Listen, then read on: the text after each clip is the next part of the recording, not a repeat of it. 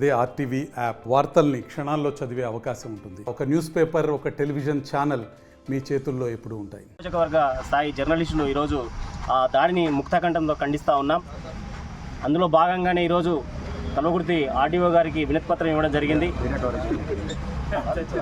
డిఎస్సికి అంటే ప్రజలకు, ప్రభుత్వాలకు, ప్రజల్లో ఈ వ్యవస్థలో నడిచే అన్ని రంగాలకు వారధిగా ఉన్న మీడియాపైనే దాడి అనేది ఇది చాలా హేమైన చర్య. ప్రభుత్వం కానీ పోలీసులు కానీ ఆ దాడికి ఎవరైతే బాధ్యులైన పోలీసులని వెంటనే వాళ్ళని విధుల నుంచి తొలగించాలని కల్వకుర్తి మీడియా డిమాండ్ చేస్తూ ఉన్నది. ఇలాంటి చర్యలు మరోసారి పునరావృతం కాకుండా ప్రభుత్వం కట్టుదిట్టంగా చర్యలు తీసుకోవాలని మేము డిమాండ్ చేస్తూ ఉన్నాం. ప్రభుత్వంలో రంగంలో 4 వింగులుంటే ఈ 4th పిల్లర్ పైనే దాడి చేయడం అనేది ఇది రాజ్యాంగ స్వేచ్ఛకు భంగం కలిగించినట్టుగా మేము భావిస్తూ ఉన్నాం. ఈ దాడిని ముక్తకంఠంగా మేము ఖండిస్తూ ఉన్నాం. ఇంకోసారి జరిగితే తీవ్రమైన రాష్ట్ర వ్యాప్తంగా పెద్ద ఎత్తున ఆందోళన కార్యక్రమాలు చేపట్టి దీన్ని ఉద్యమంగా తీసుకెళ్తామని మేము కోరుతా ఉన్నాం.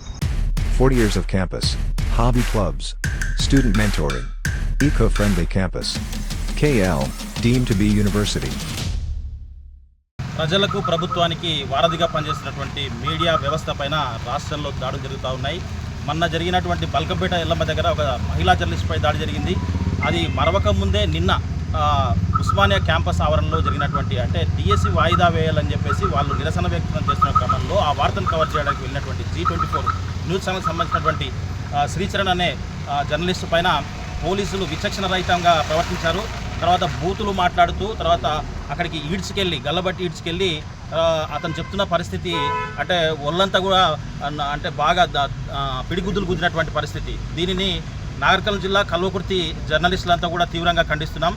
ఈరోజు దానికి నిరసనగా కల్వకుర్తి నియోజకవర్గంలోని జర్నలిస్టులంతా కూడా మహబూబ్నగర్ చౌరస్తాలో తర్వాత నిరసన వ్యక్తం చేసి ఇక్కడ ఆర్టీఓ గారికి వినతిపత్రం అందజేయడం జరిగింది. మీడియా పైన అంటే అందరూ కాదు, కొంతమంది పోలీసులు పనిగట్టుకొని చేసినట్టుగా నిన్నటి వార్త చూస్తే, నిన్నటి విషయం చూస్తే మనకు అర్థమవుతూ ఉంది. అంటే వాళ్ళు మాట్లాడే విధానం అన్పార్లమెంట్ లాంగ్వేజ్ మాట్లాడుతూ ఎవరైనా ఉండొచ్చు, అంటే శాటిలైట్ అనుకోలేదు మేము, లేదంటే మేము సోషల్ మీడియా అనుకున్నాము, అది కాదు. ఒక జర్నలిస్ట్ అన్నప్పుడు తర్వాత ఒక వ్యక్తికి కూడా స్వేచ్ఛ ఉంటుంది. ఆ వ్యక్తులను కూడా అన్పార్లమెంట్ మాట్లాడే అటువంటి హక్కు ఎవరికి కూడా లేదు. ఆ హక్కును వాళ్ళు సొంతం చేసుకున్నట్టుగా తర్వాత రాజ్యాంగాన్ని వాళ్ళ చేతిలోకి తీసుకున్నట్టుగా నిన్న ప్రవర్తించి మాట్లాడడం జరిగింది. ఈ మధ్యకాలంలో మరి పోలీసులు నిజంగా కూడా దురుసుగా ప్రవర్తిస్తూ ఉన్నారు. కొంతమంది, అందరు కాదు, కొంతమంది మరి అంటే మీడియా హక్కులను కూడా వాళ్ళ చేతిలోకి తీసుకునే ప్రయత్నం చేస్తూ ఉన్నారు. కొంతమంది ఇండైరెక్ట్గా బెదిరిస్తూ ఉన్నారు. కొంతమందిని బ్లాక్మెయిల్ చేస్తున్నారు మీరంటూ వాళ్ళు బ్లాక్మెయిల్ చేయడం స్టార్ట్ చేసినారు. దీన్ని కూడా మేము తీవ్రంగా ఖండిస్తున్నాం. ముఖ్యంగా ఈ పోలీస్ వ్యవస్థ అనేది ఒక కుల ప్రాతిపాదికనో తర్వాత ఒక మత ప్రాతిపాదికనో కాకుండా అందరినీ సమానంగా చూడాల్సినటువంటి హక్కులను కాపాడాల్సినటువంటి బాధ్యత వాళ్ళ పైన ఉంటుంది.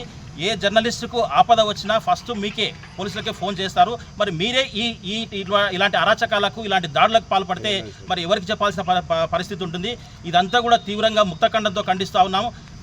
ఇలాంటి కార్యక్రమాలు ఇక్కడే కాదు, ఎక్కడైనా, ఒక ఉస్మానియానే కాదు, ఎక్కడ పునరావృతమైనా అని మేము కార్యాచరణ సిద్ధం చేసుకుంటాం. రాబోయే రోజుల్లో తెలంగాణ ఉద్యమాన్ని కన్నా మించి తరహాలో ఉద్యమిస్తాం. కాబట్టి ఎవరైతే అతి చేస్తూ ఉన్నారో వాళ్ళంతా కూడా జాగ్రత్తగా ఉండి మీడియా పట్ల స్నేహభావంతో మెలగాలని చెప్పేసి, తర్వాత గుర్తించినట్టుగా కొంతమందిని వ్యవహరిస్తూ ఉన్నారు. కావాలని ఉద్దేశపూర్వకంగా ఇప్పుడు దొరికిండు వీడు అన్నట్టుగా ప్రవర్తిస్తూ ఉన్నారు. వాళ్ళకు మేము హెచ్చరిస్తూ ఉన్నాం. మా మీడియా ప్రతినిధుల తరఫున హెచ్చరిస్తూ ఉన్నాం. రాబోయే రోజుల్లో ఇలాంటి పునరావృతం అయితే తీవ్రమైనటువంటి తర్వాత ప్రతిఘటిస్తామని చెప్పేసి ఈ మీడియా ముఖంగా తెలుపుతున్నాం. Online class, CRT training, 500+ MNC engaging with KL. KL, deemed to be university. Osmania యూనివర్సిటీలో నిన్న జర్నలిస్టు సోదరునిపై పోలీసులు అంటే ఉస్మానియా యూనివర్సిటీలో వార్తను కవరేజ్ చేసేందుకు వెళ్ళినటువంటి జర్నలిస్టు సోదరునిపై పోలీసులు దాడి చేయడం నిజంగా దురదృష్టకరం. ఇలాంటి సంఘటనలు మరోసారి పునరావృతం కాకుండా ఉండాలంటే జర్నలిస్టు సోదరులందరూ కూడా సంఘాలు, అదేవిధంగా ప్రాంతాలు అనే తేడా లేకుండా ప్రతి ఒక్కరు కూడా స్పందించి ఇలాంటి సంఘటనలు మరోసారి పునరావృతం కాకుండా ఆ ధర్నాలు కానీ ఆందోళన కార్యక్రమాలు చేయాల్సిన బాధ్యత ప్రతి ఒక్క జర్నలిస్టు సోదరునిపైన ఉంది. ఈరోజు కల్వకుర్తి నియోజకవర్గ కేంద్రంలో జర్నలిస్టు సోదరులందరూ కూడా కలిసి ఈరోజు ఆర్డీఓ గారికి వినతిపత్రం కావచ్చు, అదేవిధంగా పోలీస్ స్టేషన్లో కూడా వినతిపత్రం ఇవ్వడం అనేది నిజంగా చాలా సంతోషదగ్గ విషయం, హర్షించదగ్గ విషయం. ఎందుకంటే జర్నలిస్టు సోదరులు అంతా ఏకత్వం ఉందనేది ఇది ఒక నిదర్శనంగా చెప్పుకోవచ్చు. ఎక్కడ కూడా జర్నలిస్టు సోదరులపైన దాడులు జరిగితే కల్వకుర్తి నియోజకవర్గ కేంద్రంగా ఖచ్చితంగా మేము స్పందిస్తాం. ఇక్కడ మా పెద్దలందరూ కూడా, మా సోదరులందరూ కూడా స్పందించడం అనేది నిజంగా చాలా సంతోషకరం. అదేవిధంగా రాజకీయ పార్టీలకు సంబంధించిన నాయకులందరూ కూడా, అన్ని పార్టీలకు సంబంధించిన నాయకులు కానీ, రాజకీయ నాయకులు కానీ, కుల సంఘాలకు సంబంధించిన నాయకులు కానీ ఖచ్చితంగా జర్నలిస్టు సోదరులపైన దాడులు జరిగితే మాకంటే ముందు వాళ్ళు వచ్చి రోడ్లపైకి వచ్చి ధర్నాలు, ఆందోళన కార్యక్రమాలు చేయాల్సిన బాధ్యత వాళ్ళకు కనీస బాధ్యత ఉంది. దీనికి ప్రధాన కారణం ఏంటంటే ఏ కుల సంఘానికి సంబంధించిన నాయకులు కానీ, లేదంటే రాజకీయ పార్టీలకు సంబంధించిన నాయకులు కానీ, లేదంటే ప్రభుత్వ ఉద్యోగులు కానీ, ప్రధానంగా పోలీసులే ఈరోజు జర్నలిస్టులపైన దాడి చేయడం నిజంగా దురదృష్టకరం. పోలీసులకు సంబంధించిన సమస్యలు ఉన్నా కానీ జర్నలిస్టులే వార్తలు రాయాల్సి ఉంటుంది. కాబట్టి ఈ సమాజంలో ఉన్నటువంటి ప్రతి ఒక్క మనిషికి సంబంధించి, ప్రతి ఒక్క జీవానికి సంబంధించి ఏ సమస్య వచ్చినా జర్నలిస్టులే స్పందిస్తారు. కాబట్టి జర్నలిస్టులకు కష్టకాలం వచ్చినప్పుడు, జర్నలిస్టు సమస్యలు వచ్చినప్పుడు ఖచ్చితంగా ప్రతి ఒక్కరు కూడా స్పందించాల్సిన బాధ్యత ఉంది. ఇలాంటి సంఘటనలు మరోసారి పునరావృతమైతే అది ప్రభుత్వ ఉద్యోగులు కానీ, లేదంటే రాజకీయ పార్టీలకు సంబంధించిన నాయకులు ఎవరైనా కూడా పార్టీలకు అతీతంగా స్పందించాలి. అదేవిధంగా జర్నలిస్టు సంఘాలకు సంబంధించిన నేతలందరూ కూడా జాతీయ స్థాయిలో, అదేవిధంగా రాష్ట్ర స్థాయిలో కానీ, జిల్లా స్థాయిలో, మండల స్థాయిలో, గ్రామీణ స్థాయిలో కూడా ప్రతి ఒక్కరు స్పందించాల్సిన బాధ్యత ప్రతి ఒక్కరు ఉంది. కాబట్టి ప్రతి ఒక్కరు కూడా స్పందించాల్సిన బాధ్యత. భవిష్యత్తులో కూడా ఇలాంటి సంఘటనలు ఎప్పుడు చోటు చేసుకున్న కల్వకుర్తి జర్నలిస్టు సోదరులు అందరూ కూడా ముందుంటారు ఇలాంటి కార్యక్రమాలు అనేది తెలియజేస్తున్నాం.